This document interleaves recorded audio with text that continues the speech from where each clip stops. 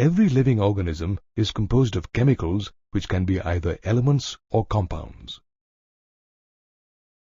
The elemental composition of living tissues can be determined by following a technique known as elemental analysis.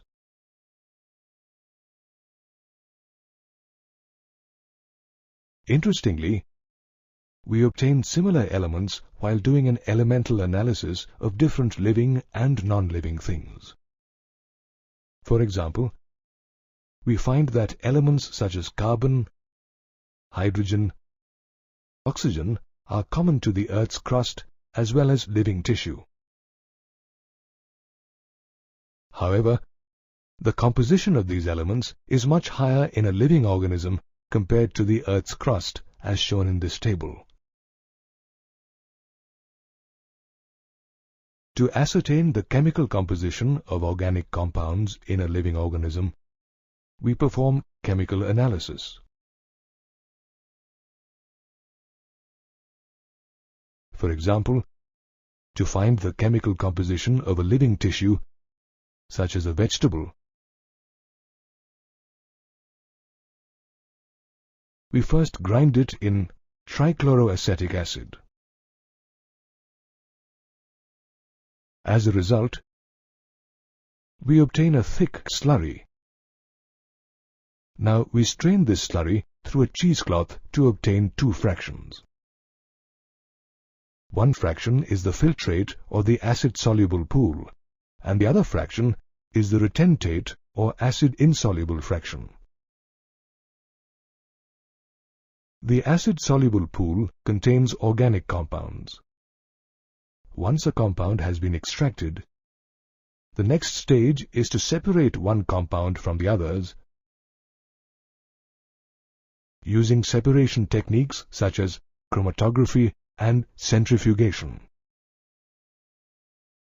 Thereafter, various analytical techniques are used to identify the molecular formula and the structure of the compound. All the carbon compounds we derive from living tissues are called biomolecules. For example, carbohydrates, lipids, amino acids, water, and nucleic acid. Biomolecules such as amino acids and sugars are also known as metabolites because they are intermediates and products of metabolism.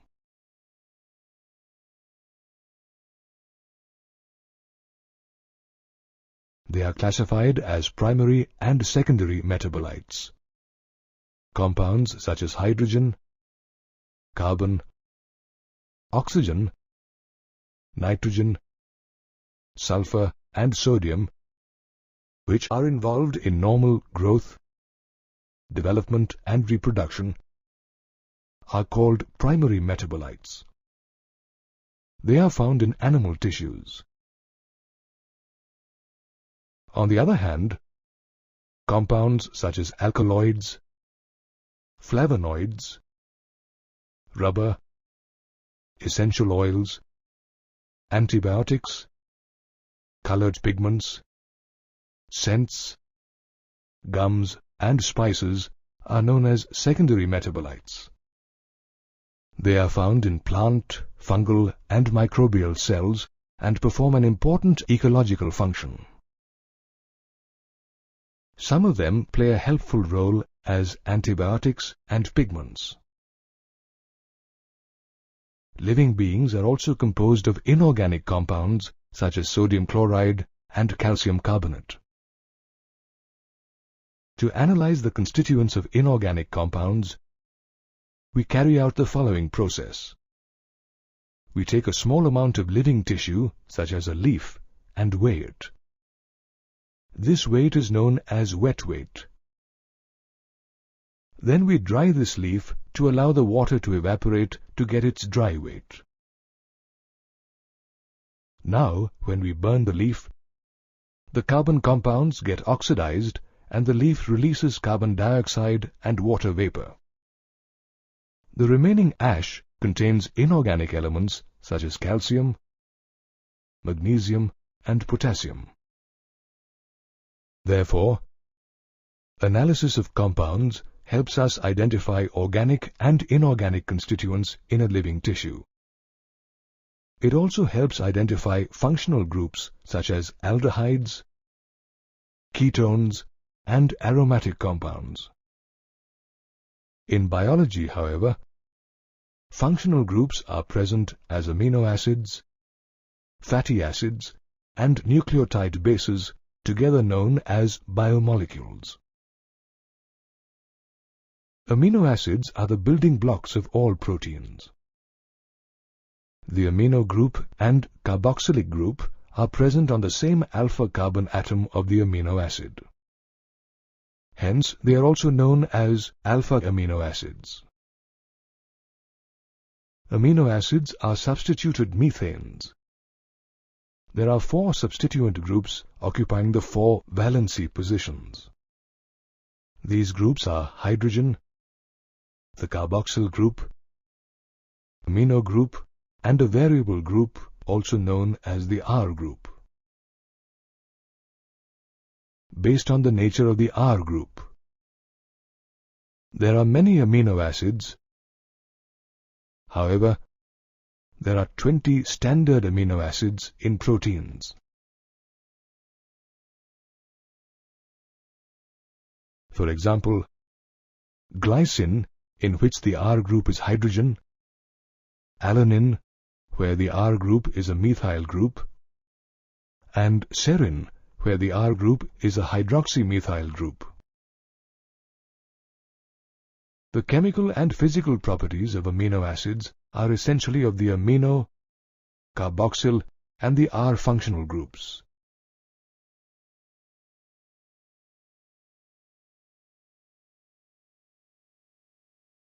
As amino acids contain both the amino group and carboxyl group, they can be acidic, such as glutamic acid, basic, as in the case of lysine, and neutral, like valine. Similarly, there are aromatic amino acids such as tyrosine, phenylalanine, and tryptophan. A unique property of amino acids is the ionizable nature of the NH2 and COOH groups. Amino acids behave as both bases and acids. In solutions at a particular pH, ions with both positive and negative charges are equal. This form is known as the zwitterionic form. Another group of biomolecules is fatty acids. Long chains of fatty acids and their derivatives lead to the formation of lipids. Lipids include a broad range of molecules such as fats, waxes, fat-soluble vitamins, and glycerides. They are generally insoluble in water. Fatty acids that form lipids have a carboxyl group attached to an R group. The R group could be a methyl, ethyl, or a higher number of CH2 group with 1 carbon to 19 carbons. For example, palmitic acid has 16 carbons, including a carboxyl carbon. Fatty acids can be saturated or without a double bond. They can be unsaturated or with one or more C double bond C. Glycerol or trihydroxypropane is a simple lipid. When fatty acids combine with glycerol, they form esters, also known as glycerides. Glycerides can be monoglycerides, diglycerides, and triglycerides. Based on their melting points, glycerides may be either fats or oils.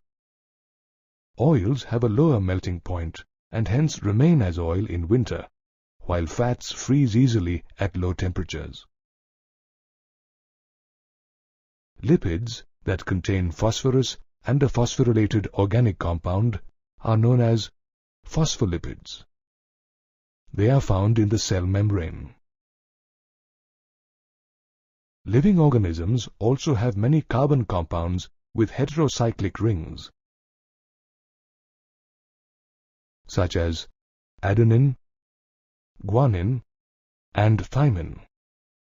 These compounds are called nucleotide bases, and they are important biomolecules. When carbon compounds with heterocyclic rings are attached to a sugar, they are called nucleosides. For example, adenosine and thymidine.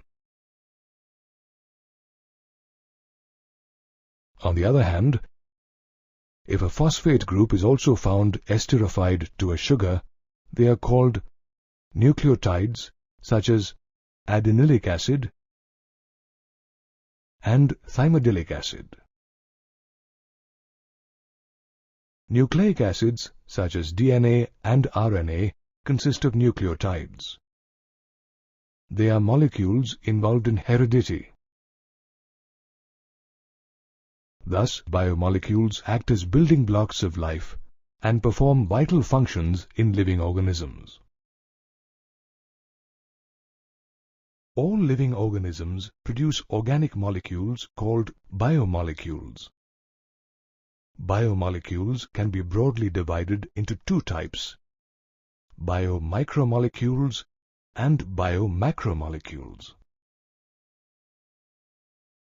On performing a chemical analysis, we find that biomicromolecules are chemical compounds found in the acid-soluble pool with molecular weights ranging from 18 to 800 daltons.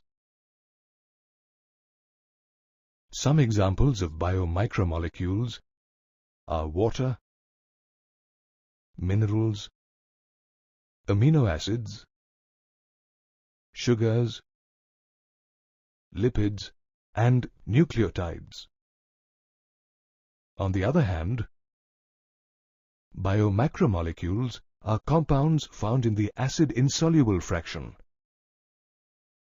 They have molecular weights in the range of 10,000 daltons and above.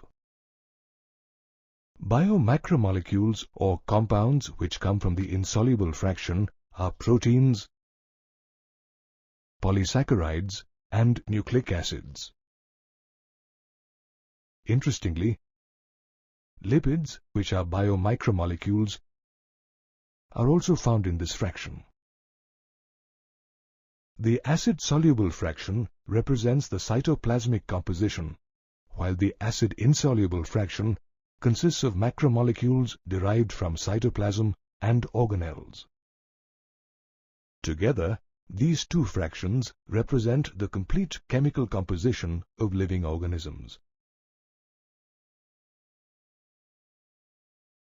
Biomacromolecules have molecular weights in the range of 10,000 daltons and above.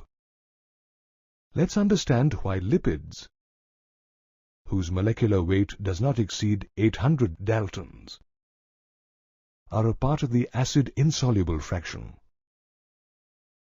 Lipids have a small molecular weight, and they are arranged in the cell membrane and in the membranes of mitochondria, chloroplast, and Golgi apparatus.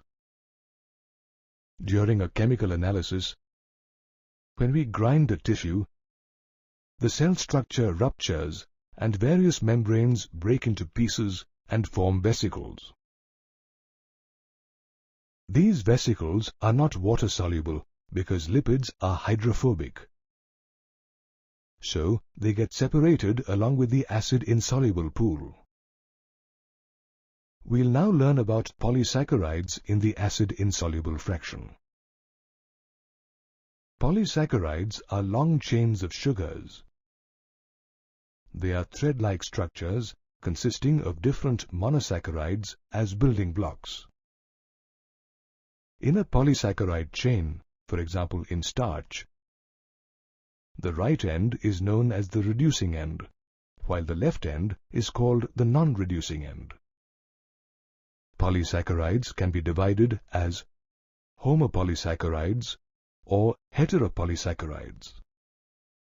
When all the monosaccharide units in a polysaccharide are of the same type, it is called a homopolysaccharide or simply homopolymer.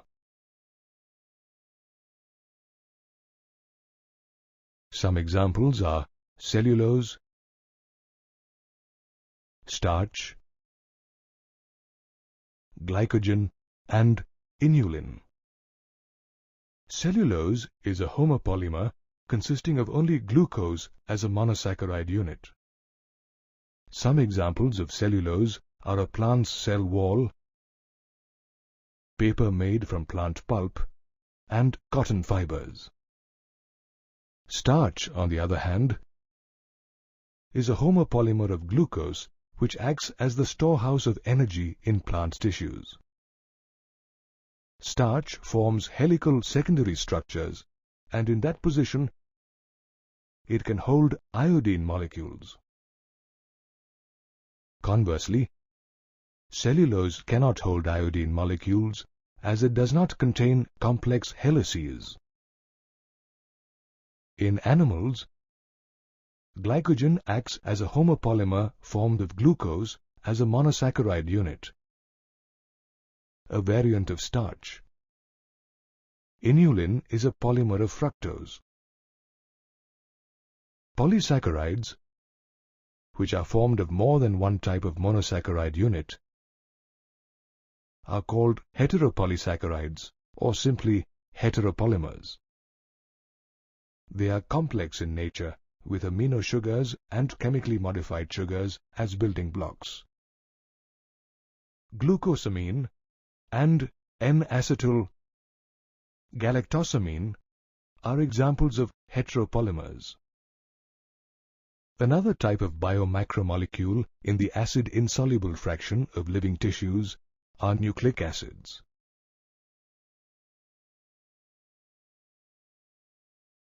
A nucleotide acts as a building block of nucleic acid and forms a polynucleotide chain. A nucleotide has three chemically distinct components, namely a heterocyclic compound, a monosaccharide, and phosphoric acid or phosphate.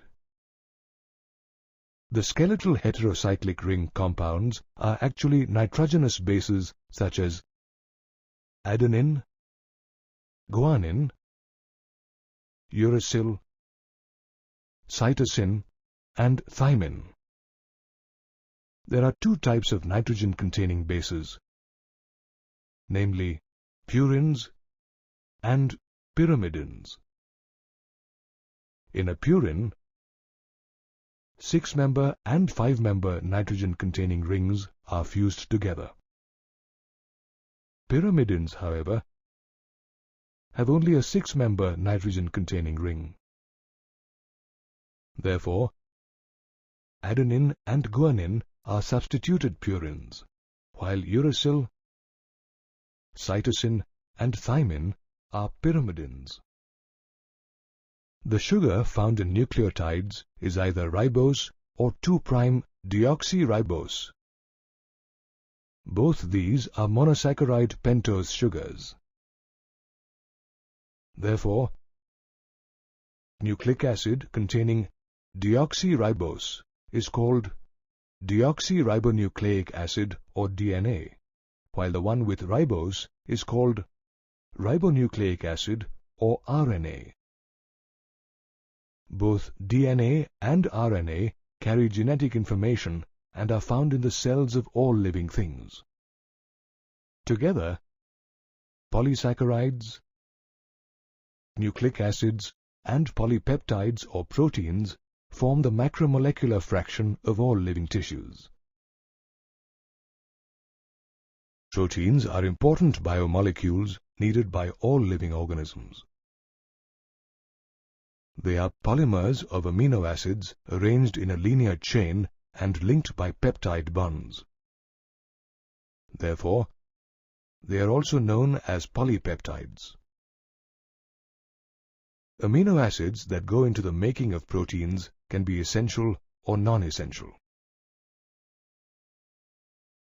Essential amino acids are found in our diet, while non-essential proteins are synthesized by our body.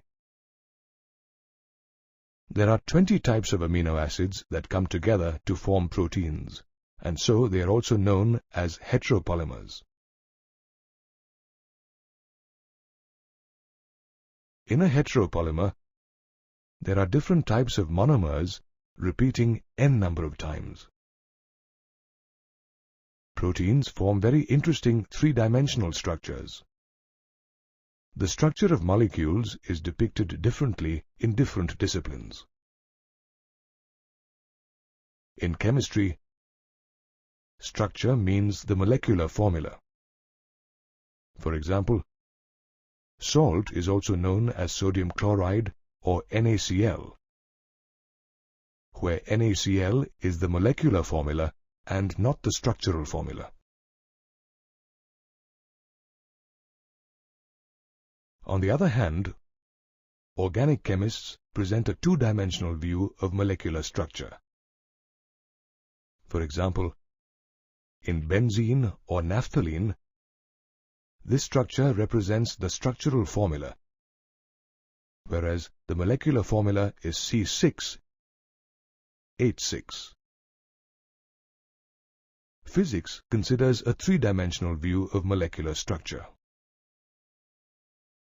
However, biochemists have described the protein structure at 4 levels: primary, secondary, tertiary, and quaternary structure.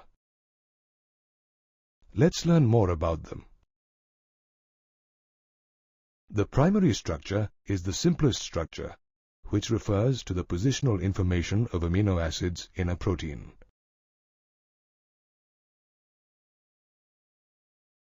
Hypothetically, a protein is a thread formed by amino acids where the left end is represented by the first amino acid or the N-terminal amino acid, and the right end is represented by the last amino acid or the C-terminal amino acid. The protein thread is represented as a horizontal straight line so that the position of the amino acids can be determined. However, in nature, proteins are not completely straight but are folded in the form of a helix, somewhat like a revolving staircase. In the secondary structure, amino acid links get longer, and due to the heaviness of the molecule, it tends to bend. This preliminary bending is considered to be the secondary structure. It is either an alpha helix or beta sheets. The third level of protein structure is the tertiary structure. It refers to the three-dimensional structure of the entire polypeptide chain. The function of a protein, except as food, depends on its tertiary structure. If this is disrupted, the protein is said to be denatured and it loses its activity. The fourth level of protein structure is the quaternary structure. This structure is formed by several protein molecules or polypeptides, also known as protein subunits. These subunits are arranged as a linear string of spheres arranged one upon each other in the form of a cube or plate. For example, adult hemoglobin consists of 4 subunits, 2 of which are identical to each other. Therefore, 2 alpha-type subunits and 2 beta-type subunits collectively form human hemoglobin. Some of the most common proteins we come across are collagen, rubisco, trypsin, insulin, antibodies, receptors, and GLUT4. Let's learn more about each of these proteins. Collagen is the most commonly occurring protein in the animal world. Collagen fiber is generally found in connective tissues and acts as an intercellular ground substance in the space between the cells. On the other hand, ribulose bisphosphate carboxylase oxygenase, or Rubisco, is the most abundant protein in the whole of the biosphere. It acts as a catalyst during the process of carbon fixation. Trypsin acts as an enzyme, and insulin acts as a hormone. Another protein called antibody helps fight infections. Receptor, another protein, helps in sensory reception, while glucose transporter 4 or GLUT4 helps in transporting glucose to the cells. In this manner, various proteins play a vital role for every living organism. The structure of these proteins is crucial in determining their functions. Bonding plays a crucial role in the making of a polymer. A polymer is formed when many monomers come together and bond in long chains. For example, polyethylene is made up of repetitive units of ethylene monomer. Let's look at the bonding in biomolecules such as proteins, polysaccharides, and nucleic acids. Proteins are amino acids linked by peptide bonds. This chemical bond is formed when the carboxyl group of an amino acid reacts with the amino group of the next amino acid, losing a water molecule. This process is also known as dehydration. Polysaccharides are formed when several monosaccharides link together by a glycosidic bond. This bond is also formed due to dehydration. The glycosidic bond is a functional group that can exist between two carbohydrate molecules or between a carbohydrate and a non-carbohydrate molecule, as between glucose and serine. The bonding in nucleic acids is different. Here, the 3' carbon atoms of one sugar of a nucleotide are linked to the 5' carbon atoms of the sugar of the succeeding nucleotide by a phosphate moiety. The phosphate and hydroxyl groups of sugar join to form an ester bond.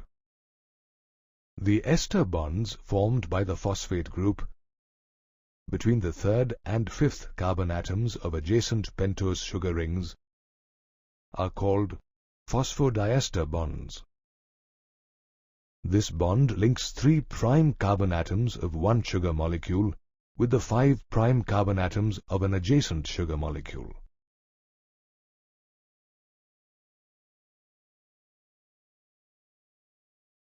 The phosphodiester bond is very vital to all forms of life, as it forms the backbone of deoxyribonucleic acid or DNA strands.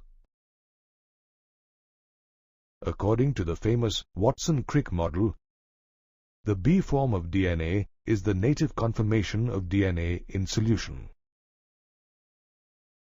The B form of DNA is a metabolically stable configuration.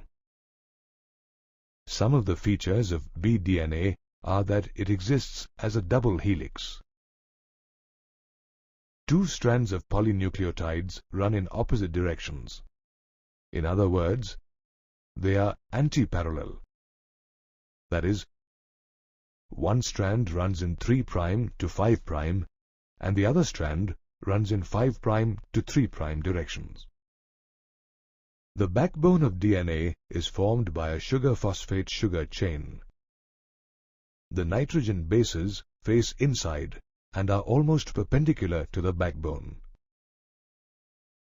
The 4 bases found in DNA are adenine, cytosine, guanine, and thymine, which are abbreviated as A, C, G, and T respectively. Each type of base on one strand forms a bond with just one type of base on the other strand. For example, adenine on one strand base pairs with thymine on the other strand by a double bond. Similarly, cytosine on one strand base pairs with guanine on the other strand by a triple bond. Each strand appears like a helical staircase, and every step of ascent is represented by a pair of bases. One full 360-degree turn of the helical strand would involve 10 steps or 10 base pairs. In other words, there are 10 phosphate sugar groups in every full revolution of the DNA strand. The distance along the helix axis corresponding to one turn is known as pitch. In a B DNA, the pitch is 34 angstroms. The rise per base pair, or the distance between two base pairs, is 3.4 angstroms. The different types of bonds we have studied are crucial as they provide structure and stability to biomolecules and make them functional.